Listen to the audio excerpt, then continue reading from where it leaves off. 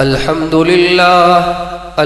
لله رب العالمين، والصلاة والسلام على أشرف الأنبياء والمرسلين وعلى آله وصحبه ومن تبعهم بإحسان إلى يوم الدين.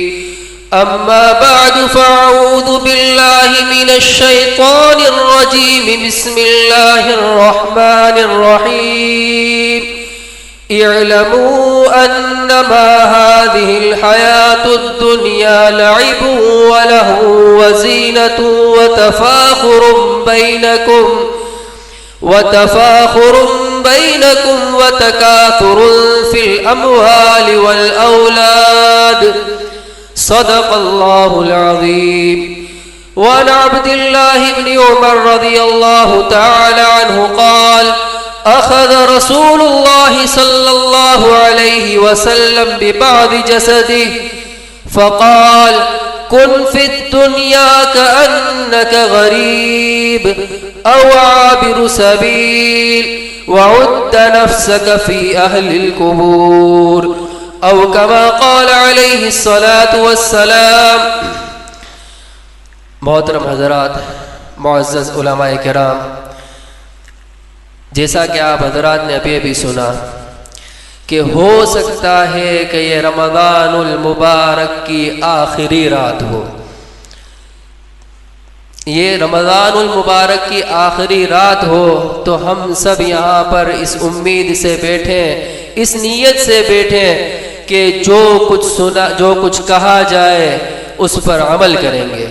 اللہ تبارک و تعالی مجھے بھی صحیح معنوں میں اصلاح کے ساتھ جو باتیں ضروری ہو وہ ہمیں کرنے کی توفیق نصیب فرمائے.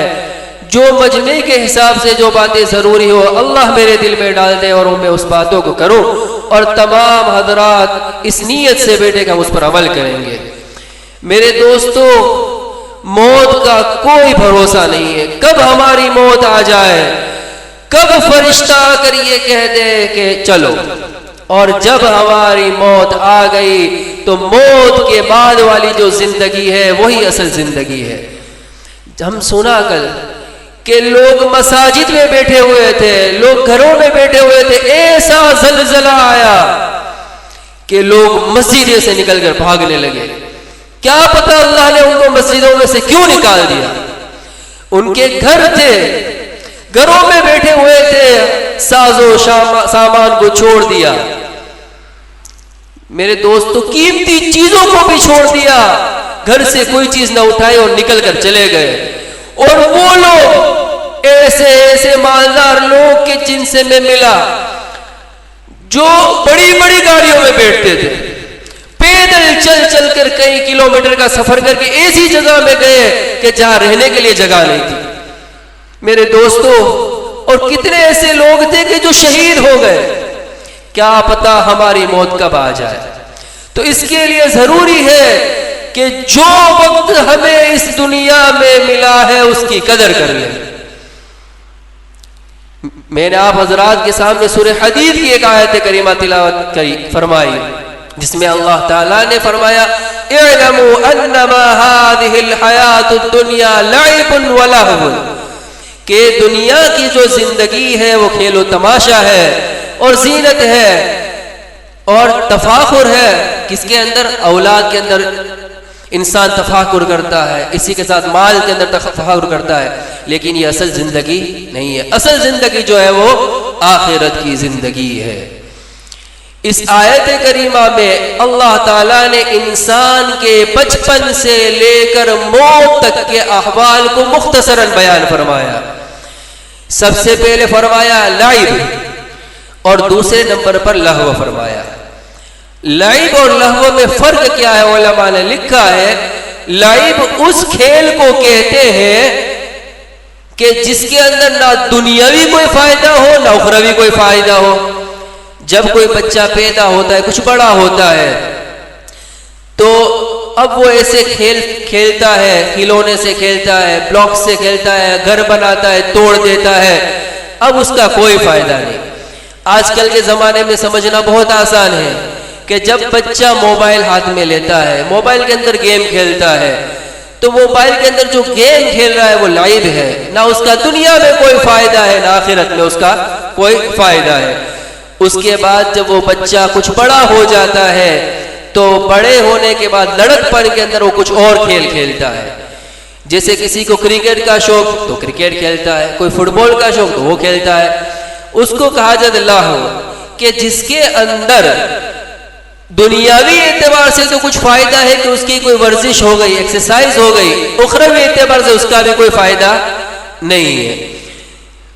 اس کے بعد فرمایا جو تیسرا حال آتا ہے اس میں کیا ہے؟ زینت ہے، کہ جب بندہ کوئی بڑا ہوتا ہے، کچھ بڑا ہوتا ہے، لڑکپن کے بعد جوانی کی طرف جاتا ہے تو اس کا شوق بدلتا ہے۔ اب وہ کس طرف جاتا ہے؟ زینت کی طرف، کہ میں اچھے اچھے کپڑے پہنوں، اچھے اچھے چپل پہنوں، میں یہ بناؤ سنگار کروں، میرے بالوں کو اس طرح بناؤں۔ اب اس کے بعد والا جو دور آتا ہے، آدمی بڑھاپے میں پہنچتا ہے تو پھر اپنی اولاد پر وہ فخر کرتا ہے کہ میرے اتنے بچے ہیں، میرا یہ بچہ یہ کر رہا ہے، میرے بچے کا بچہ یہ کر رہا ہے، اور اپنی مال کے اوپر وہ فخر کرتا ہے کہ میری یہ زمین ہے، وہ زمین بھی میری، یہ زمین بھی میری، میں نے یہ بنا لیا، تو یہ فخر کرتا ہے۔ تو یہ جب چار دور، چار احوال کو بیان فرمایا، اب کسی کو کہا جائے، اس میں سے کسی بھی ایک حال میں کسی کو کہا جائے کہ یہ جو تو کر رہا ہے وہ صحیح نہیں ہے، تو اس کو سمجھ میں آتا نہیں ہے، بلکہ وہ جس حال میں ہوتا ہے اس کے اندر وہ کیا ہے؟ مطمئن ہوتا ہے۔ بچے کو کہا جائے گیم کھیلنا چھوڑ دے، وہ سمجھے گا نہیں، وہ تو سمجھتا ہے جیسے موبائل میرے ہاتھ میں آ گیا مجھے مل گیا ہے مزہ۔ اس کے بعد اگر اس سے بڑا ہو گیا، کرکٹ کھیل رہا ہے، اس کو کرکٹ مل گیا، جس کا جو شوق ہے مل گیا، وہ مزہ ہے۔ اس کے بعد تیسرے زینت والے حال میں بھی یہی، اور بڑا ہو جاتا ہے، بڑھاپے میں اگر اس کو سمجھایا جائے آخرت کیا ہے تو اس کی سمجھ میں آتا نہیں ہے۔ لیکن اگر کوئی شخص ایسا ہے کہ جس نے اپنے اس حال کو صحیح معنی میں گزار لیا تو وہ اپنے بعد والے حال کو کیا ہے؟ اس سے مستفید ہوگا، اس سے فائدہ اٹھائے گا۔ اور جس نے اپنے پہلے والے حال کو صحیح نہیں کیا تو بعد والے حال میں جا کر اس کو پتا چلتا ہے کہ پہلے مجھے جو کہا گیا تھا کہ یہ نہ کرو، یہ کر لے، اگر میں کر لیتا تو میں کامیاب ہو جاتا۔ تو پچھتاوا کب ہوتا ہے؟ یہ پچھتاوا اس وقت ہوتا ہے کہ جب اس نے اپنے پہلے والے حال کو صحیح نہیں گزارا۔ تو جب بندہ بڑا ہوتا ہے اس کے بعد اس کی موت کا وقت آتا ہے، اگر دنیاوی زندگی کو صحیح معنی میں گزارا ہے تو موت کے بعد والی جو زندگی ہے وہ آرام والی ہو جائے گی، اور اگر دنیاوی زندگی کو اللہ کی رضا، حضور صلی اللہ علیہ وسلم کی اطاعت اور اتباع میں نہیں گزارا تو کل قیامت کے دن جا کر پتا چلے گا کاش کہ میں اپنی دنیاوی زندگی کو اچھی طرح گزار لیتا، لیکن اس وقت پچھتانے سے کچھ فائدہ ہوگا نہیں۔ یہ وہ وقت ہے کہ ہمیں چاہیے کہ ہم اللہ کی رضا والے اعمال کر کے اللہ کو راضی کر کے ہماری آخرت کو سنوار لیں، اور یہ ہماری آخرت سنوار کر جنت کے اندر کیسے داخل ہو جائے اس کے لیے ہم تیاری کرنی چاہیے۔ آخرت سنورے گی، جنت ملے گی۔ اسی لیے حضور صلی اللہ علیہ وسلم نے فرمایا، حضرت عبداللہ ابن عمر فرماتے ہیں کہ حضور صلی اللہ علیہ وسلم نے میرے جسم کے ایک حصے کو پکڑ کر یہ فرمایا، اے عبداللہ ابن عمر، اس دنیا کے اندر اجنبی بن کے رہے یا مسافر بن کے رہے اور اپنے آپ کو مردوں میں شمار فرما۔ تو عبداللہ ابن عمر کو یہ جب بات فرمائی تو یہ حضور صلی اللہ علیہ وسلم کا ایک چھوٹا سا جملہ ہے۔ حضور صلی اللہ علیہ وسلم جوامع الکلم میں سے تھے، بہت سارے مطالب اس میں علماء نے ان کے بیان فرمائے اس حدیث کے، مختصراً 2-3 بیان فرماتا ہوں۔ ایک تو یہ ہے کہ یہ دنیا جو ہے وہ ہمارے لیے ایک مسافر خانہ ہے، اور ہم اس دنیا کے اندر مسافر ہیں، اور جب کوئی بندہ، جب کوئی مسافر ایک جگہ سے دوسری جگہ کا سفر کرتا ہے تو کسی نہ کسی مقصد کے لیے کرتا ہے، بغیر مقصد کے کوئی سفر نہیں کرتا۔ آپ لوگوں میں سے کسی کو بھی کسی جگہ جانا ہو تو وہ کوئی نہ کوئی مقصد کی وجہ سے جائے گا، بغیر مقصد کے کوئی سفر نہیں کرتا۔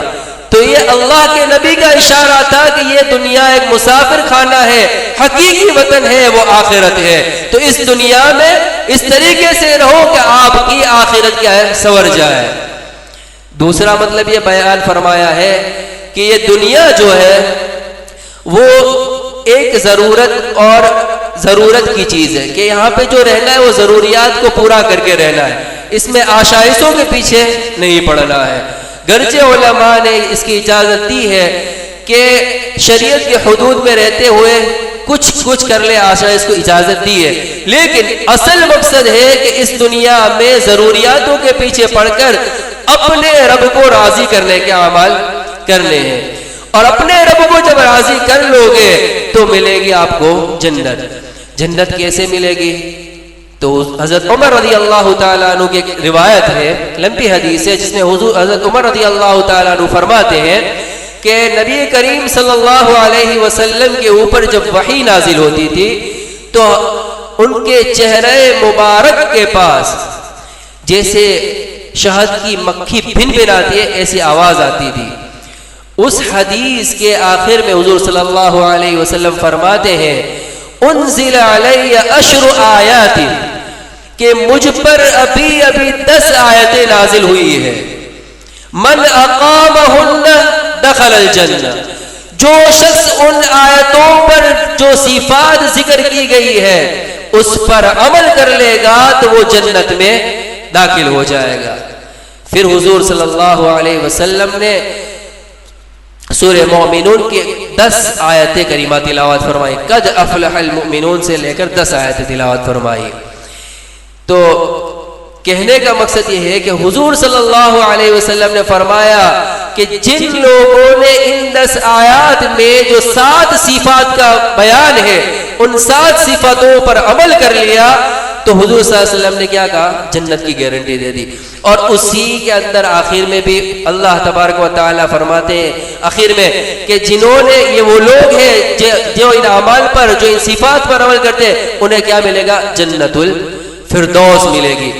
سب لوگ دعا مانگتے ہیں جنت کی، اور جنت کا اعلیٰ مقام ہے جنت الفردوس۔ صرف ان 7 صفات پر عمل کر لی جو میں انشاءاللہ آگے بیان کر رہا ہوں تو آپ لوگ اور ہم سب کو جنت الفردوس مل سکتی ہے۔ اللہ ہم سب کو جنت الفردوس نصیب فرمائے۔ تو سب سے پہلے فرمایا قد افلح المؤمنون الذين هم في صلاتهم خاشعون، کہ وہ مومنین کامیاب ہو گئے۔ کون کامیاب ہو گئے؟ الذین هم فی صلاتهم خاشعون، کہ وہ خشوع اور خضوع کے ساتھ نماز کو پڑھتے ہیں۔ یہ نہیں کہا کہ وہ مومنین کامیاب ہو گئے جو نماز کو پڑھتے ہیں، یہ کہا کہ خشوع اور خضوع کے ساتھ جو نماز پڑھتے ہیں ان کو ملے گی کیا؟ جنت الفردوس۔ یہاں پر ایک تو فلاح کا لفظ آیا، مختصر بیان کر دو۔ فلاح کہتے ہیں کسی بھی چیز کے اندر کامیابی حاصل کر لینے کو، اور یہاں پر فلاح سے مراد کیا ہے؟ آخرت کے اندر ملنے والی کامیابی۔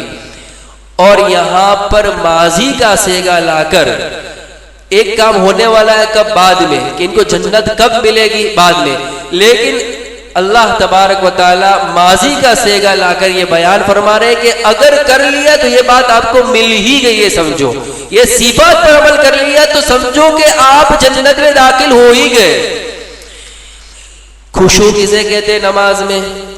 تو نماز کے اندر خشوع کہتے ہیں کہ ظاہری اعضاء کے اعتبار سے بھی سکون اور اطمینان ہو اور دل پوری طریقے سے اللہ کی طرف متوجہ ہو۔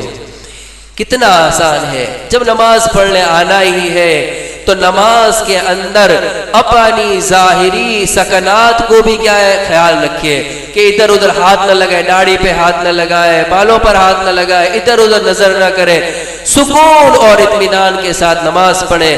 سب سے پہلے سکون اطمینان سے وضو کرے، سکون اطمینان کے ساتھ نماز پڑھے، اور دل پوری طرح اللہ کی طرف متوجہ ہو۔ جیسا ہم نے کل سنا کیسے نماز پڑھے کہ جیسا کہ ہم اللہ کو دیکھ رہے ہیں یا اللہ ہمیں دیکھ رہا ہے۔ تو حدیث میں بھی آتا ہے کہ جب بندہ نماز میں اللہ کی طرف حضور قلبی کے ساتھ متوجہ ہوتا ہے تو اللہ بھی اس وقت تک بندے کی طرف متوجہ ہوتا ہے جب تک کہ بندہ دوسرے خیالوں میں اور دوسری طرف اپنی التفات نہ کر لے۔ کتنا آسان ہے ہماری طرف اللہ کی توجہ کا دلانا کہ جب نماز کے لیے کھڑے ہو گئے تو اللہ کی توجہ ہماری طرف، کب؟ جب ہماری توجہ اللہ کی طرف ہو۔ اب ہوتا کیا ہے، نماز پڑھنے آ گئے اور نماز کے اندر خیالاتوں میں کھو جاتے ہیں، کوئی دکان میں، کوئی کسی اور میں۔ سوچو میرے بھائیو، اگر ہمیں کسی بڑے کی توجہ حاصل کرنی ہو، چاہے کوئی بھی بڑا ہو، کسی لائن کا بڑا ہو، ہم کتنا اس کے پیچھے بھاگتے ہیں، چپلوں کو گھستے ہیں اور ہر طرح کی اس کی خاطر کرتے کہ بھائی یہ کر لے، یہ کر لے، تاکہ وہ اس کی توجہ حاصل ہو جائے۔ اور اللہ اتنا آسان رستہ بیان فرما رہے ہیں کہ اگر اللہ کی توجہ چاہیے تو کیا کرنا ہے؟ خشوع اور خضوع کے ساتھ نماز کو پڑھنا ہے۔ اتنا آسان کام ہے۔ نیت کرے، ارادہ کرے کہ جب نماز کے لیے کھڑے ہوں گے کوشش کریں گے کہ ہماری توجہ دوسری طرف نہ ہو۔ تو جب بندہ خشوع خضوع کے ساتھ اللہ کی طرف متوجہ ہوتا ہے تو اللہ تبارک و تعالیٰ بھی بندے کی طرف اس وقت تک متوجہ رہتے ہیں جب تک کہ وہ کیا ہے، اپنا دھیان دوسری طرف نہ کرے۔ خشوع اور خضوع کیسے حاصل ہوگا؟ اب لوگوں کے اندر سوال آتا ہے کہ خشوع خضوع سے تو پڑھنی ہے لیکن کیا کرے؟ تو علماء نے اس کے 2-3 طریقے بیان فرمائے ہیں۔ ایک تو یہ ہے کہ جب ایک نماز کا وقت ختم ہو جائے تو دوسری نماز کے انتظار میں رہے۔ مثلا کوئی آدمی ظہر کی نماز پڑھ لی تو جیسے ہی نماز پڑھ کے فارغ ہو نکلا، یہ سوچ کے نکلے کہ جیسے ہی عصر کا وقت ہوگا میں عصر کی نماز کے لیے فوراً حاضر ہو جاؤں گا۔ اس کے بعد جیسے ہی اذان ہو تو اذان کے ہوتے ہی وہ مسجد میں جانے کی فکر کرے، وضو کرے اور وضو کرنے کے بعد جن سنتوں کو ادا کرے اور تحیت المسجد کو ادا کرے۔ جب بندہ سنتوں کو، تحیت المسجدوں کو ادا کرتا ہے، اس کے بعد جب وہ فرض نماز میں شامل ہوتا ہے تو اس کی کیفیت الگ ہوتی ہے۔ اب دیکھنا، جو لوگ دکان سے سیدھے آ کے نماز میں، فرض نماز میں شامل ہوتے ہیں جلدی جلدی آ کے، اور کبھی آپ کوشش کرنا کہ آپ مسجد میں تھوڑے جلدی آ جائیں، سنتوں کو پڑھ لیں، تحیت المسجد کو پڑھ لیں، اس کے بعد امام کے ساتھ حاضر ہو جائے، آپ کی نماز میں یقیناً فرق آئے گا۔ اور دوسرا کہ جب کوئی بندہ اکیلا نماز پڑھ رہا ہے تو کچھ صورتوں کو یاد کر لے اور یاد کرنے کے ساتھ ساتھ اس کے ترجمے کو بھی یاد کر لے۔ جب بندہ ترجمے کو بھی یاد کر لے گا اور ان صورتوں کو پڑھے گا، ترجمے کی طرف نگاہ رہے گی تو بندے کا دھیان ادھر ادھر نہیں بھٹکے گا۔ تو یہ آسان طریقہ ہے کہ نماز کے اندر جلدی سے آ جائے اور جلدی آنے کے ساتھ ساتھ خضوع اور خضوع کے ساتھ اطمینان کے ساتھ کھڑا رہے، اللہ کے سامنے حاضر ہو اور نماز پڑھے، تو اس کو کیا ملے گا بھائی؟ جنت الفردوس۔ دوسری صفت کیا بیان فرمائی؟ قد افلح المؤمنون الذين هم في صلاتهم خاشعون والذين هم عن اللغو معرضون۔ کہ دوسری صفت کون سے وہ بندے ہیں کہ جن کو کیا جنت الفردوس نصیب ہوگی؟ تو وہ لوگ ہیں کہ جو لغو سے اپنے آپ کو بچا کر رکھتے ہیں، لغو سے اعراض کرتے ہیں۔ یہ نہیں کہا والذین هم الکبائر والذین هم عن اللغو معرضون کا، عن الکبائر معرضون نہیں کہا کہ وہ لوگ کہ جو کبائر سے اپنے آپ کو بچاتے، یہ نہیں کہا۔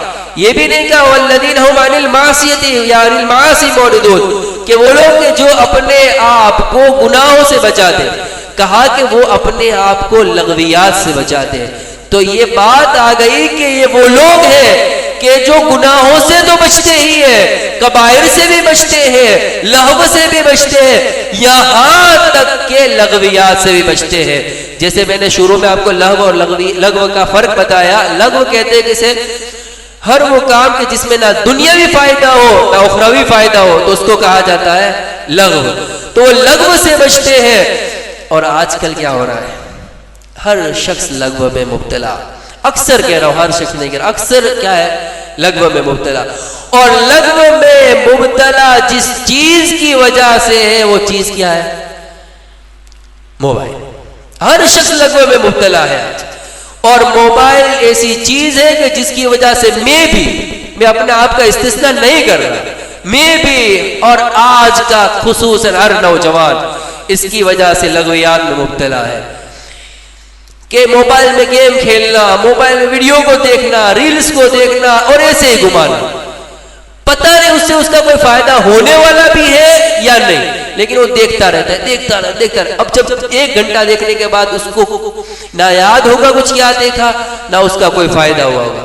میں ان لوگوں کی بات نہیں کر رہا کہ جو موبائل کے اندر بیانات کو سنتے ہیں، قرآن کی تلاوتوں کو سنتے ہیں، جو کتابیں ان کے پاس حاضر نہیں ہیں وہ ڈاؤن لوڈ کر کے اس کو پڑھتے ہیں یا فتاوا کو دیکھتے ہیں. میں ان لوگوں کی بات کر رہا ہوں کہ جو موبائل کا استعمال لغویات کے لیے کرتے ہیں، بغیر ضرورت موبائل کو استعمال کرتے ہیں.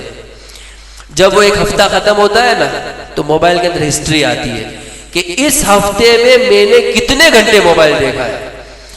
پھر آتا ہے کہ اوسطاً میں نے کیا دیکھا ہے، آتا ہے کسی کا آتا ہے 4 گھنٹے روزانہ دیکھا ہے اوسطاً، کسی کا 6 گھنٹے، یہاں تک کہ 10-12 گھنٹے بھی آ رہا ہے.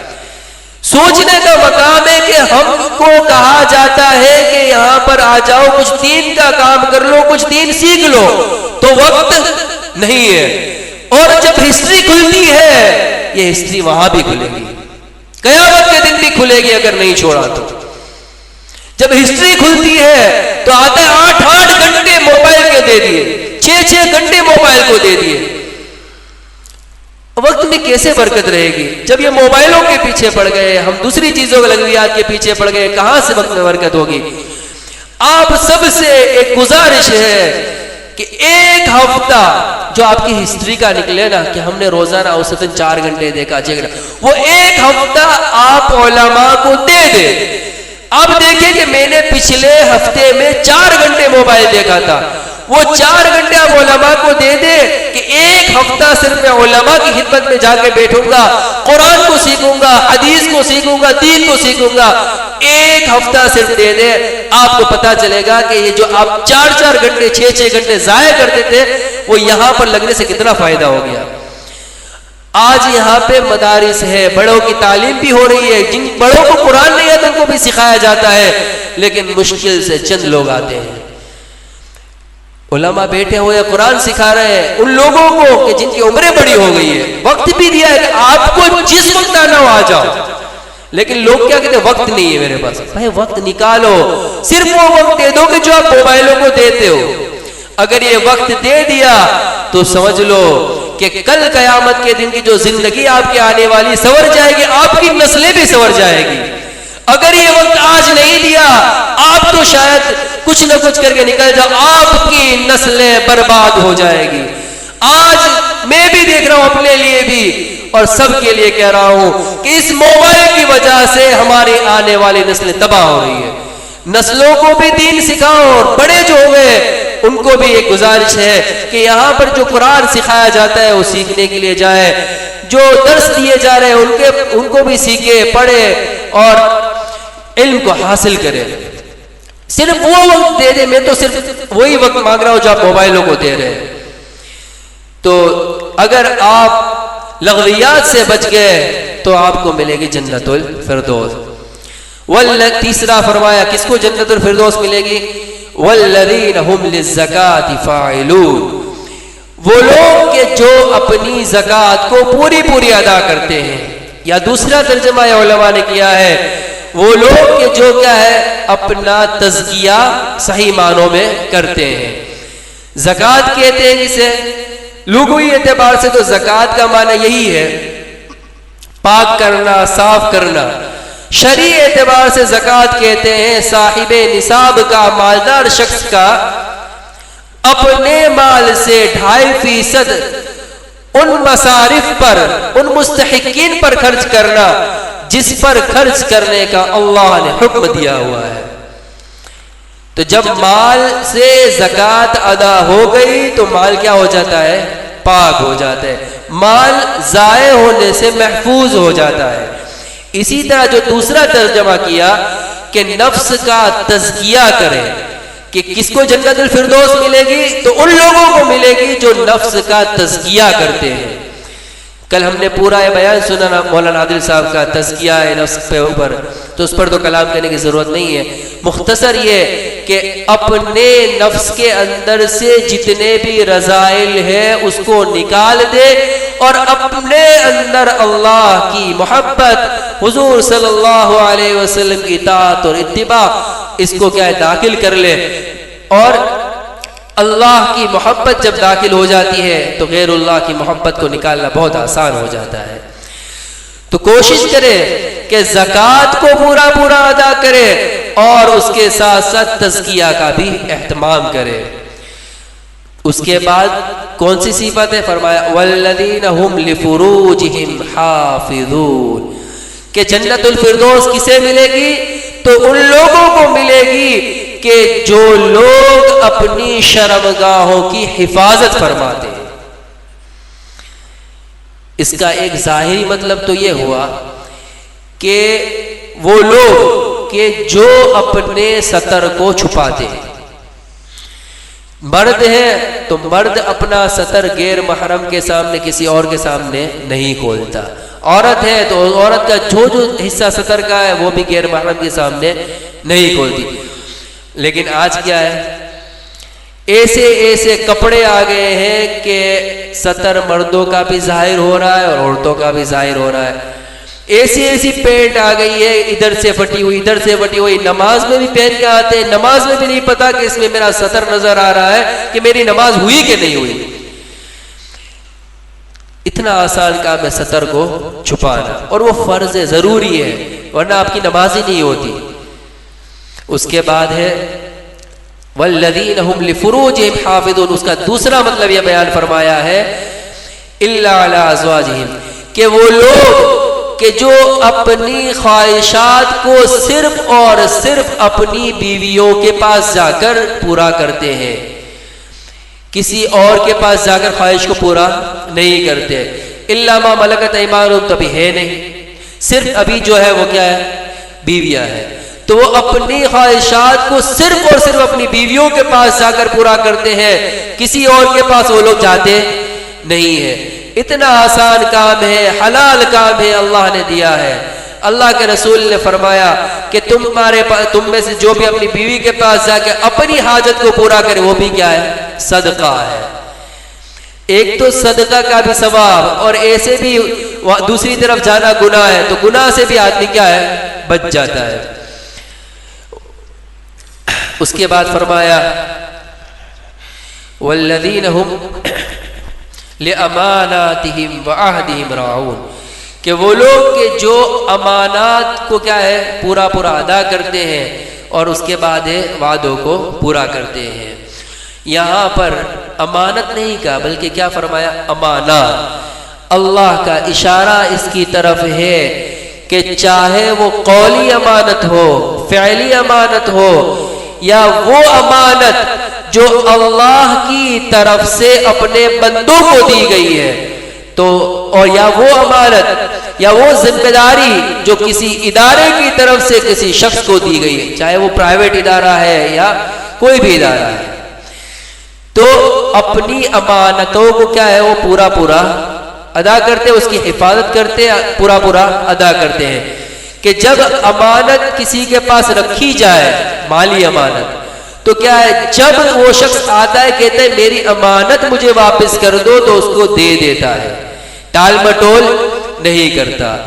ایک ہے قولی امانت، جیسے حدیث میں آتا المجالس بالامانہ، کہ مجلس میں کوئی بات ہو گئی تو وہ امانت ہے، آپ کسی کے سامنے اس کو ظاہر نہیں کر سکتے. کسی نے کسی کو کوئی بات بتائی کہ بھائی یہ بات میں تجھے بتاتا ہوں کیونکہ مجھے تجھ سے مشورہ حاصل کرنا ہے، یہ بات کسی کو نہیں بتانا. اب اگر وہ کسی کو بتا دیتا ہے تو کیا ہے؟ امانت میں خیانت کرنے والا. لیکن صرف 3 ایسی چیزیں بیان کی گئی ہے کہ جس کو بیان کیا ہے؟ کرنا ضروری ہے. ایک مجلس لگی، اس کے اندر کسی کے مال کو لوٹنے کی بات ہوئی، تو کیا ہے؟ اس آدمی کو بتانا ضروری ہے کہ بھائی یہ لوگ پلاننگ کرے تیرا مال لوٹ لیں گے، تو اس کو بتانا ضروری ہے. پہلے تو یہ تھا کہ مال کا لوٹنا کیا سمجھا جاتا تھا کہ کسی کے مال کو جا کے لوٹ لے اس کی. اب تو کیا ہے دوسری شکلیں اور اسکیم نکل گئے ہیں. کیسے اس کو بوتل میں اتار کے اس کا مال ہڑپ کر لے, کیسے اس کے پاس جا کے نئی نئی اسکیمیں بتائے, اس کے بعد پیسہ ہے اس سے مال لے کے نیت یہ ہوتی ہے کہ اس کو تو دینا ہی نہیں. یہ بھی ایک امانت میں خیانت ہے, یہ بھی یہ کیا ہے مال کو ہڑپنا ہی ہے. اسی طرح کہیں پہ مجلس لگی اور یہ مجلس میں یہ ہوا آتے کہ کسی کی عصمت دری کرنی ہے تو اس کو بھی جا کے کیا ہے بتانا ہے کہ بھائی یہ چیز ہے نہیں, یہ ان کے ساتھ کرنے والے ہیں تو آپ کیا ہے احتیاط کرنا. مختصراً اب اس کے بعد ہے وعہدہم راعون, کہ اس کے وہ وعدوں کو پورا کرنے والے ہیں, کہ جب کوئی وعدہ کرتا ہے تو کیا وعدوں کو وہ پورا کر دیتے ہیں. یہاں پر اخیر میں لایا راعون کا لفظ, حافظون نہیں کہا, راعون کا, امانت کی حفاظت کرنے والا, حافظون نہیں کہا بلکہ راعون کا. راعون یہ راعی سے ہے, راعی کہتے ہیں چرواہے کو. جیسے ایک چرواہا اپنے ریوڑ کی ہر بکری کی حفاظت کرتا ہے بھیڑیوں سے اور دوسرے شکاری جانوروں سے, اسی طریقے سے یہاں پر بھی ہر شخص کے لیے ضروری ہے کہ وہ وعدہ کرے تو پورا کرے, اس میں ذرہ برابر خیال نہ کرے. امانت ہو اس کے پاس, جیسے کہ اللہ کی طرف سے ہمارے پاس آنکھیں امانت, کان امانت, ہماری زبان امانت, پورا جسم امانت ہے, تو اس کا امانت کا حق تو یہ ہے کہ ہم اللہ کی رضا میں استعمال کریں, اللہ کی ناراضگی میں استعمال نہ کریں. اللہ نے جن کاموں کو کرنے کا حکم دیا اس میں تو استعمال ہو, لیکن جن کاموں سے روکا ہے اس میں اس کو استعمال نہ کرے. اگر یہ کر دیا تو سمجھو کہ ہم اللہ کی دی ہوئی امانت میں کیا کر رہے ہیں, خیانت کر رہے ہیں. اور آخر میں فرمایا قرآن کریم میں اللہ تعالیٰ فرماتے ہیں والذین هم علی صلواتہم یحافظون, کہ وہ کیا ہے اپنی نمازوں کی پابندی کرتے ہیں.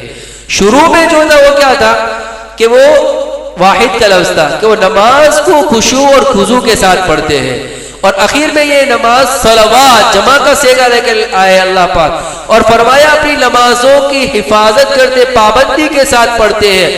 اس کا مطلب یہ ہے کہ پہلے تو خشوع اور خضوع کو ذکر کر دیا, اب اس کے بعد یہ نہیں کہ تم نماز پڑھ لے جب من ہو تب آؤ, رمضان ہے تو جماعت سے نماز پڑھی, رمضان نہیں ہے تو گھر میں نماز پڑھ لی. نماز کو وقت پہ ادا نہیں کیا بلکہ بے وقت نمازوں کو ادا ہو رہی ہے, اکیلے پڑھ رہے ہیں یا نمازیں چھوٹ رہی, ایسا نہیں. ہر وقت وہ شخص پابندی کے ساتھ کیا کرتا ہے, نمازوں کا اہتمام کر رہا ہے. جن کے اندر یہ 7 صفاتیں آ جائے گی, اللہ کا وعدہ ہے کہ اولئک هم الوارثون, کہ یہی وہ کیا ہے جنت الفردوس کے وارث ہے.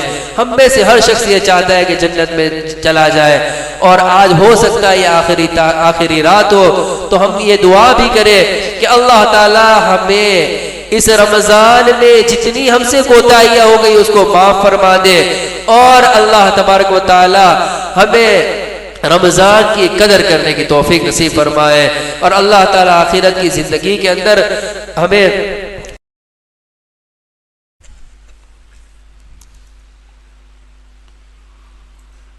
اللهم لك الحمد كله ولك الشكر كله ولك المن كله وإليك يرجع الأمر كله. اللهم لا أحصي ثناء عليك أنت كما أثنيت على نفسك. اللهم صل على سيدنا ومولانا محمد وبارك وسلم. ربنا ظلمنا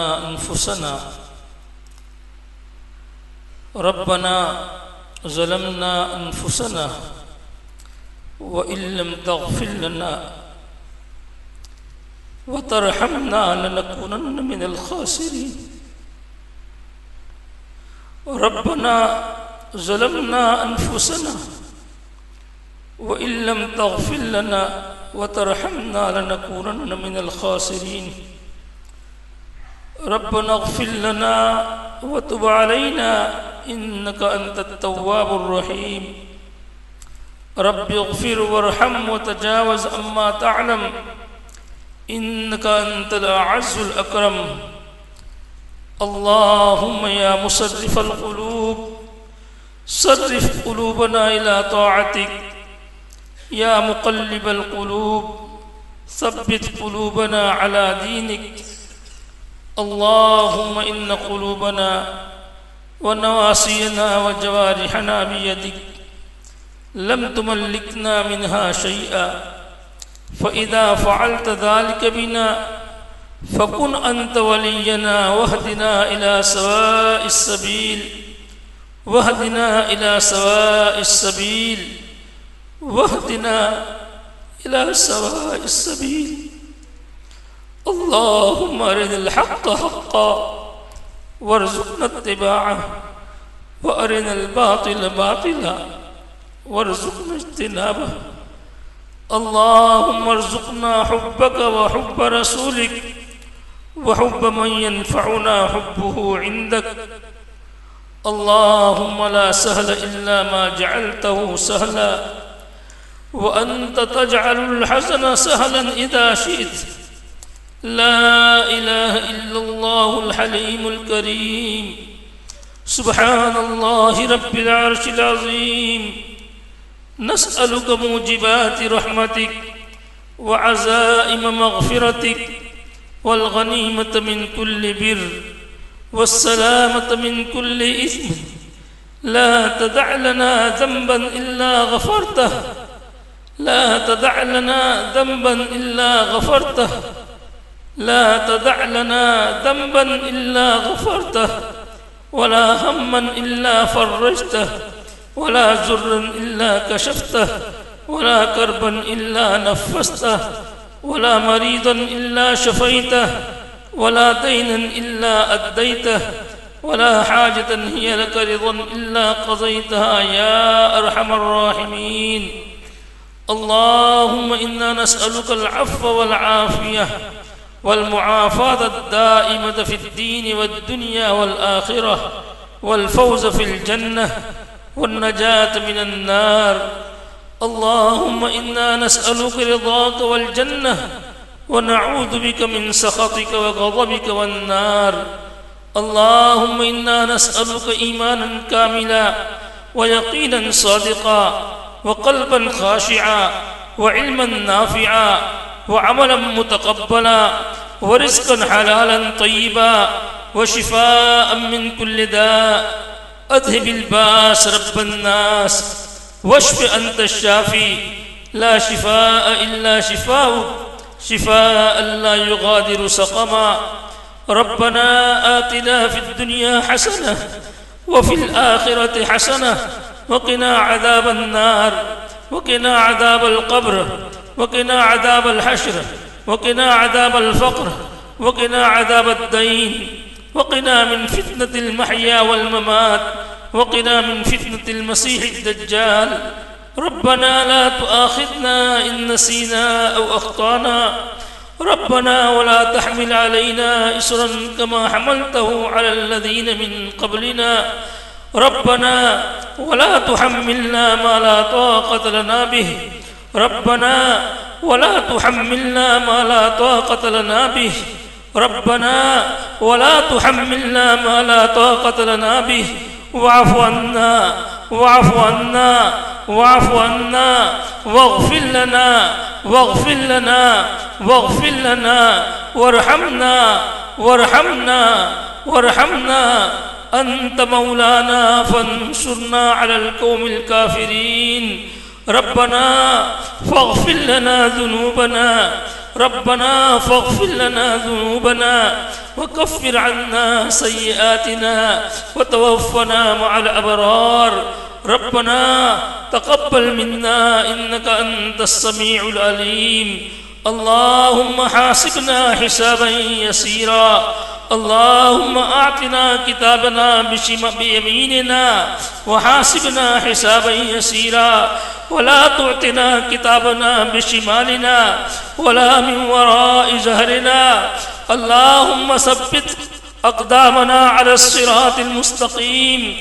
اللهم ثبت أقدامنا على الصراط المستقيم. اللهم اغفر وارحم وأنت خير الراحمين.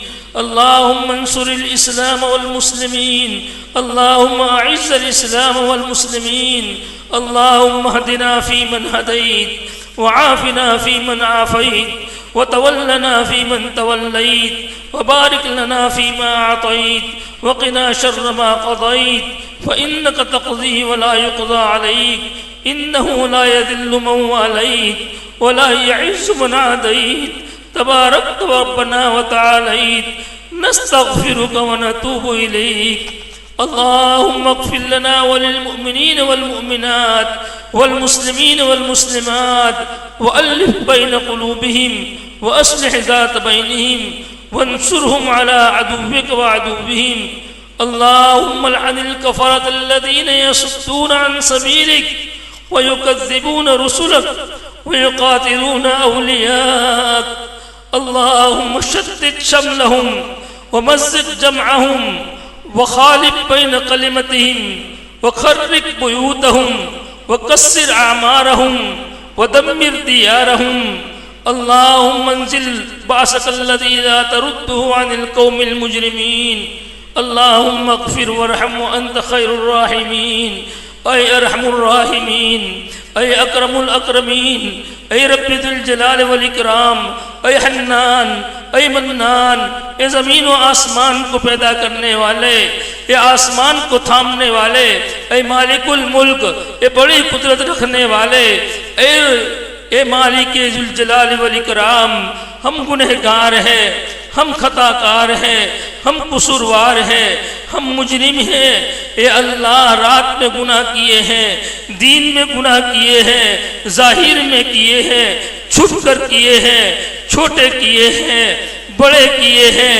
اے اللہ، جو ایڑی سے لے کر چوٹی تک، یا اللہ دائیں سے لے کر بائیں تک، ہر چہار طرف سے گناہوں کی گندگیوں میں یا اللہ لت پت ہے، بھرے ہوئے ہیں، گناہوں کے دلدل میں ڈوبے ہوئے ہیں، پھنسے ہوئے ہیں. اے رب رحیم، اے رب کریم، تو خوب جانتا ہے ہمارا ظاہری حال کیا ہے، ہمارا باطنی حال کیا ہے. اے پروردگار، اے پروردگار، تو علام الغیوب ہے، تو علام الغیوب ہے. یا اللہ، ستار العیوب ہے. آج تک تو ہمارے ساتھ ستاری کا معاملہ کرتا رہا، ہمارے گناہوں پر پردہ ڈالتا رہا. یا اللہ، تیرا رحم ہے، تیرا کرم ہے کہ تو نے گناہوں پر گندگی یا اللہ ظاہر نہیں فرمائی ہے. فرشتوں کو گناہوں کی گندگی کا احساس ہوتا ہے. یا اللہ، انسانوں کو ہمارے گناہوں کی گندگی سے تو نے چھپا رکھا، اور ہمیں اپنے پاس کوئی بٹھانے کے لیے تیار نہ ہو. ہم تو اتنے بڑے گنہگار ہیں، اتنے بڑے گنہگار ہیں. اے اللہ، لیکن تو بڑا رحیم ہے، تو بڑا کریم ہے. یہ گنہگار بندہ، یہ گنہگاروں کا مجمع، یہ گنہگاروں کا مجمع تیرے سامنے ہاتھ پھیلائے ہوئے ہیں. اے اللہ، اے اللہ، میں اپنی زبان سے کہہ رہا ہوں، میں گنہگار ہوں، میں اقرار مجرم ہوں، اپنے گناہوں کا اقرار کرتا ہوں، اپنے جرموں کا اقرار کرتا ہوں، سارے گناہوں کا اقرار کرتا ہوں. اے اللہ، اے اللہ، یہ صالحین کا مجمع، یہ صالحین کا مجمع تیرے سامنے اپنے ہاتھوں کو پھیلائے ہوئے ہیں. اے اللہ، تیرے سامنے اپنے ہاتھوں کو پھیلائے ہوئے ہیں. ہر در سے ٹھکرایا ہوا ہے، ہر در کا مارا ہوا ہے، چاروں طرف سے ٹھکرایا ہوا، چاروں طرف کا مارا ہوا یہ مجمع آج تیرے سامنے آیا ہے، تیرے در پہ آیا ہے. ایسا در جو 24 گھنٹے کھلا رہتا ہے، ایسا در جو 24 گھنٹے کھلا رہتا ہے، کبھی بند نہیں ہوتا ہے. اور تو وہ رب ہے کہ مانگنے پر راضی ہوتا ہے، تو وہ رب ہے کہ دے کر خوش ہوتا ہے، نہ مانگنے پر ناراض ہوتا ہے. تو نے خود کہا ہے، مجھ سے مانگو، مجھ سے مانگو. ادعونی استجب لکم، ادعونی استجب لکم. یا ربا، یا ربا، یا ربا، تجھی سے مانگ رہے ہیں، تجھی سے مانگ رہے ہیں. تو سبائے دنیا پر آ کر تو اعلان کرنے والا تھا، تو ہی تو اعلان کرنے والا تھا، حل من مستغفر، حل من سائل. یا اللہ، یہ مستغفر حاضر ہے، مستغفر حاضر ہے، سائل تیرے در پہ حاضر ہے. یا اللہ، یہ سائل تیرے در پہ حاضر ہے. یہ بھکاریوں کا مجمع نے اپنے دامن کو پھیلائے ہیں، بھکاریوں کے کسی اور کے سامنے نہیں پھیلائے. ایک ایسے غفور رب کے سامنے, ایک ایسے رحیم رب کے سامنے تو خوشی کے عالم میں بھی دیتا ہے, غمی کے ناراضگی کے عالم میں بھی دیتا ہے. یہ اللہ تیرے در کا مردود, تیرے در کا ٹھکرایا ہوا شیطان رجیم نے جب تجھ سے یہ کہا, جب تو نے اس کو اپنے در سے دھتکار دیا, تیرے سامنے سجدہ ریز نہیں ہوا, تیرے سامنے سجدہ ریز نہیں ہوا, اپنے پیشانی کو ٹیکا نہیں اور عقل کیا, تو نے اس کو اپنے در سے دھتکار دیا اور نکال دیا. تو اس نے کہا رب انظرنی الی یوم یبعثون. تو غضب میں تھا, تو غصے میں تھا, اور تو نے سامنے کہا تھا رب انظرنی الی یوم یبعثون. تو یہ پروردگار ایسے عالم میں بھی تو نے کہا تھا انک من المنظرین, جا تو مہلت دیا ہوا ہے. یا اللہ اس کی مانگ, تو شیطان رجیم کی مانگ کو یا اللہ تو نے غصے کا عالم میں پوری کی تھی. یا اللہ یہ ماہ مبارک ہے, یہ رمضان کا آخری عشرہ چل رہا ہے, آخری رات ہے, یا اللہ آخری رات ہے. یہ شیطان مردود تو نہیں ہے مانگنے والے, تیرے بندے ہیں, تیرے حبیب کی امتی ہے. یہ شیطان رجیم تو نہیں ہے, لیکن یہ اللہ گنہگار یقیناً ہے, یقیناً عاصی ہے, یقیناً عاصی ہے. انا العبد العاصی, انا العبد العاصی وانت رب الرحیم, انا العبد العاصی وانت رب الرحیم. اے اللہ معاف فرما دے, معاف فرما دے, یہ گناہگاروں کو معاف فرما دے. یا اللہ نہ معلوم اس میں کیسے کیسے تیرے نیک بندے ہیں, راتوں کو اٹھ اٹھ کر رونے والے ہیں, تجھ کو منانے والے ہیں, تجھ کو منانے والے ہیں, اپنی زندگی کو قربان کرنے والے ہیں, عباد الرحمان ہے, عباد الرحمان ہے. یا اللہ انہوں نے اپنے آپ کو تیرے در پر ڈال دیے. کتنے ہی بندوں نے یا اللہ تیری چوکھٹ پر اپنے آپ کو ڈال دیا, اگر شیعہ کا یا اللہ اعتکاف کر کے یا اللہ اپنے گناہوں کی بھیک مانگنے کے لیے, معافی مانگنے کے لیے یا اللہ یہ تیرے در پر اڑے ہوئے تھے, تیرے در پر پڑے ہوئے تھے. اے رحیم رحم فرما, یہ کریم کرم فرما, یہ رحیم رحم فرما, یہ کریم کرم فرما. ہمیں مایوس نہ فرما, ہمیں مایوس نہ فرما. تو مایوس کرنے والا نہیں ہے, تو ہمارے امیدوں کو پوری کرنے والا ہے, ہمارے امیدوں کو پوری کرنے والا ہے. یقیناً تجھے ناراض کیا ہے, تیرے غضب کو اٹھانے والے اعمال کیے ہیں, تیرے غصے کو اتارنے والے اعمال کیے ہیں, پالا کرنے والے اعمال کیے ہیں. لیکن ہے تو تیرے بندے, آئے تو ہے تیرے پاس, کسی اور کے سامنے ہاتھ نہیں پھیلائے, کسی اور کے سامنے ہاتھ نہیں پھیلائے. یا اللہ شنکر کنکر کے سامنے ہم نے اپنی پیشانیوں کو نہیں دیکھا, پورے رمضان میں تیرے سامنے یا اللہ ہاتھ پھیلائے, تیرے سامنے اپنی پیشانیوں کو ٹیکا ہے, اپنے گھٹنوں کو تیرے سامنے ٹیکا ہے. یا اللہ ہمارے ٹیکنے میں یا اللہ غفلتی ہوئی ہے, ٹوٹی پھوٹی ٹیکا ہے, یا اللہ تیرے سامنے ٹیکا ہے. ہم نے مانا کہ ہمارا کوئی پروردگار ہے, ہمارا کوئی اللہ ہے, ہمارا کوئی معاف کرنے والا ہے, ہمارا کوئی رحم کرنے والا ہے. یا اللہ اسی لیے تو تیرے پاس آئے ہیں, اسی لیے تو تیرے پاس آئے ہیں, اس امید پر آئے ہیں, ایک آس لے کر آئے ہیں. ارے امید و آس کیا, یا اللہ آج کی رات میں تو ہم یقین کرتے ہیں تو ہمیں معاف کر دے گا, یہ مجمع کو خالی ہاتھ نہیں لوٹائے گا, محروم نہیں کرے گا. اتنا بڑا مجمع آج تیرے سامنے ہاتھ پھیلائے ہوئے ہیں, اتنا بڑا مجمع آج اپنے سامنے ہاتھ پھیلائے ہوئے ہیں اور اپنے جرموں کا اقرار کرتا ہے, اپنے جرموں کا اقرار کرتا ہے. اے اللہ ہم سب کو معاف فرما دے, ہمارے والدین کو معاف فرما دے, ہمارے ماں باپ کو معاف فرما دے, ہمارے اساتذہ کو معاف فرما دے, ہمارے بھائی بہنوں کو معاف فرما دے, ہمارے مشائخ اور اکابر کو معاف فرما دے. پوری دنیا میں جہاں خانقاہ نظام چل رہا ہے, ہمارے مشائخ کی عمروں میں عافیت کے ساتھ برکت عطا فرما, ان کو صحت ہمت قوت طاقت عطا فرما. یا اللہ ان کا سایہ تادیر ہمارے پر قائم فرما, ان کا سایہ تادیر ہمارے پر قائم فرما. ان کے پاؤں تلے کتنے فتنے چھپے ہوئے ہیں, کتنے فتنے دبے ہوئے ہیں. یا اللہ یا اللہ یا اللہ ان کی وجہ سے ہم فتنوں سے محفوظ ہیں. ہمارے ان مشائخ کی تو حفاظت فرما, کروٹ کروٹ پر یا اللہ تو ان کی حفاظت فرما, عافیت کے ساتھ ان کو صحت کاملہ عاجلہ دائمہ مستمرہ نصیب فرما.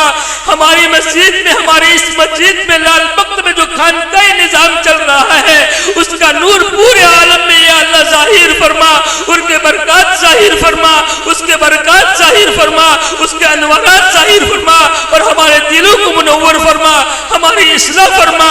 یا اللہ یہ نظام کوئی اور غرض سے نہیں ہے, کوئی دنیاوی غرض نہیں ہے, بس یہی ہے کہ تو راضی ہو جائے, ہمارے اندر کی اصلاح ہو جائے, ہمارا قلب نورانی ہو جائے, تیرے پاس قلب سلیم لے کر آئے, تیرے پاس قلب سلیم لے کر آئے. یہ رحیم رب, یہ کریم رب, یہ قلب سلیم کے مالک رب, ہمارے قلوب کو سلیم فرما دے, ہمارے باطنی گندگیوں کو ختم فرما دے, اور اس کے برکات کو ہم سب کو عام فرما, تام فرما, اس کے برکات ہمیں عطا فرما. اے اللہ تیری رحمت کی چادر میں ہم سب کو لپیٹ لے, ہمارے بیماروں کو شفا کاملہ عاجلہ دائمہ مستمرہ نصیب فرما, ہمارے مرحومین کی مغفرت فرما, ان کی قبروں کو نور سے منور فرما, ان کی قبروں کو نور سے منور فرما. یا اللہ, یا اللہ جن کے دلوں میں جو جو حاجتیں اور جو جو ضرورتیں ہیں, اللہ ساری ضرورتوں کو اور ساری حاجتوں کو پوری فرما. یا اللہ ہم سے زیادہ ہماری حاجتوں کو تو خوب جانتا ہے, ہماری ساری ضرورتوں اور حاجت کو پورے فرما. پورے عالم کے مسلمانوں کی جان کی, مال کی, آبرو کی, عزت کی حفاظت فرما, ہمارے مراکز کی حفاظت فرما, ہمارے مدارس کی حفاظت فرما, ہمارے خانقاہوں کی حفاظت فرما, ہمارے مقابر کی حفاظت فرما, ہمارے مساجد کی حفاظت فرما. دشمن کی نظریں یا اللہ ان عبادت گاہوں کے اوپر لگی ہوئی ہے, اس عبادت گاہوں کی طرف لگی ہوئی ہے, اسلام اور مسلمانوں کو صفی ہستی سے مٹانے کے چکر میں ہے, پلان بنا رہا ہے, ملک کے لیول بنا رہا ہے, عالمی لیول بنا رہا ہے. اے اللہ تو یا اللہ باطل طاقتوں کو مرعوب فرما دے, باطل طاقتوں کو زیر فرما دے, ان کو مغلوب فرما دے. اسلام اور مسلمانوں کو غلبہ نصیب فرما, اسلام اور مسلمانوں کو غلبہ نصیب فرما. جہاں جہاں عالم اسلام میں مسلمانوں پر ظلم و ستم ڈھایا جا رہا ہے, ان مظلوموں کا مددگار بن جا, ان مظلوموں کا فریاد رس بن جا, تو فریاد برس بن کر پہنچ جا. یا اللہ ان کے گھروں کی حفاظت فرما, ان کے مکانوں کی حفاظت فرما. یا اللہ گھروں سے اجاڑے جا رہے ہیں, مکانوں سے اجاڑے جا رہے ہیں. یا اللہ ہر طرح سے مسلمانوں کو یا اللہ اجاڑنے کی کوشش اور پلان بنائے جا رہے ہیں, ان کی اسکیموں اور ان کے پلانوں کو ان پر چلا دے. یا اللہ پورے ملک میں امن و امان قائم فرما دے. یا اللہ اس خانقاہ نظام کو قائم کرنے میں جن جن لوگوں نے تعاون کیا ہے, یا اللہ ہم کیا بدلا دے سکتے ہیں. یا اللہ تو اپنے شائن شان بدلا عطا فرما, اپنے شائن شان بدلا عطا فرما, ان کی عمروں میں برکت عطا فرما, ان کی جان میں برکت عطا فرما, ان کے مال میں برکت عطا فرما. ان کی دنیا سنوار دے, ان کی آخرت سنوار دے, ان کی دنیا سنوار دے, ان کی آخرت سنوار دے, ان کی نسلوں کو سنوار دے. جن جن لوگوں نے جس لائن سے تعاون کیا ہے, جانی اعتبار سے, مالی اعتبار سے, فعلی اعتبار سے, قولی اعتبار سے, اللہ ان سب کو نواز دے. یا اللہ ان سب کو نواز دے. یا اللہ بہت سے ہمارے ماؤں اور بہنوں نے راتوں میں اٹھ کر ہمارے لیے سحری کا انتظام فرمایا ہے. ہم تو سوتے رہے, ہم تو بستروں پر کروٹیں پلٹتے رہے, اور وہ ہماری مائیں اور بہنیں گرم روٹی, گرم سالن ہمارے لیے اٹھ کر تیار کر رہی ہے. ہم ان ہماری ماؤں اور بہنوں کو کیا بدلا دے سکتے ہیں. انہوں نے ہماری افطاری کی تیاری کی, ہماری سحری کا تیار کیا, پورا تعاون ہمارا رہا, ان کا تعاون ہمارے ساتھ رہا, تب جا کر ہم روزے رکھ سکے ہیں. اللہ ہمارے ان ماؤں اور بہنوں کو یہ اللہ تو قبول فرما, ان کو قبول فرما, اپنے شاعر شان ان کو بدلا عطا فرما. ہم تو شکر نہیں ادا کر سکتے. یہ اللہ تو اپنے شاعر شان ان سب کو نعم البدل عطا فرما, بہترین بدل عطا فرما. یا اللہ ہمارے اس نظام, پورے نظام میں جنہوں نے بھی جس لائن سے ساتھ دیا ہے, یہ اللہ ان سب کو قبول فرما. یا اللہ دنیاوی اعتبار سے قبول فرما, اخروی اعتبار سے قبول فرما, اور تادیر موت تک یا اللہ یا قیامت تک یہ نظام چلتا رہے, یہ نظام اچھی طرح چلتا رہے, اخلاص کے ساتھ چلتا رہے, ثبات تقوی اور استقامت کے ساتھ چلتا رہے. ایسی شکلیں صورتیں پیدا فرما, سارے رکاوٹوں کو تو ختم فرما, سارے ممانے کو دور فرما. یا اللہ اس میں اور مزید یا اللہ نورانیت پیدا ہو، مزید نورانیت پیدا ہو، اس کی شکل صورتیں پیدا فرما، لوگوں کے دلوں کو متوجہ فرما، لوگوں کے دلوں کو متوجہ فرما یا اللہ یا اللہ۔ جو مانگا وہ بھی عطا فرما، جو مانگنے سے رہ گیا وہ بھی عطا فرما، جنہوں نے دعا کے لیے کہا لکھا توقع رکھی اور کہہ نہ سکے سب کے جائز مقاصد کو پورے فرما یا اللہ۔ آخر میں دوبارہ کہتے ہیں ٹوٹے ہوئے دل ہے، ٹوٹے ہوئے دل ہے، ٹوٹے ہوئے دلوں کی مانگ کو تو پوری کرتا ہے یا اللہ، ہماری مانگ کو پوری فرما یا اللہ۔ نبی کریم صلی اللہ علیہ وسلم نے خیر کی لائن کی جتنی بھی دعائیں مانگی اس میں ہمارا بھرپور حصہ فرما، جن جن شرور سے پناہ چاہیے اللہ پوری امت کی دستگیری فرما۔ ربنا تقبل منا انك انت السميع العليم وتب علينا انك انت التواب الرحيم۔ سبحان ربك رب العزة عما يصفون وسلام على المرسلين والحمد لله رب العالمين برحمتك يا رب۔